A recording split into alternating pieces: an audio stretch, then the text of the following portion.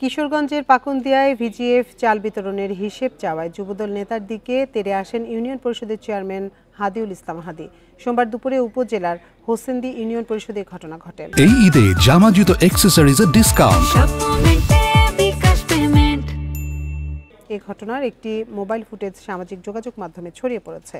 ওই ভিডিওতে দেখা যায় ইউপি চেয়ারম্যান হাদিউল ইসলাম হাদি উত্তেজিত হয়ে যুবদল নেতাকে গালিগালাজ করছেন এবং লাঠি হাতে তার দিকে তেড়ে আসছেন মারার জন্য।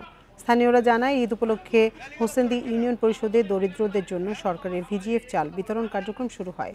সোমবার দুপুরে হোসেন্দি ইউনিয়ন যুবদলের সাধারণ সম্পাদক প্রার্থী যুবদল নেতা রাজীব হোসেন বাবু ইউপি চেয়ারম্যান হাদির অফিস যান।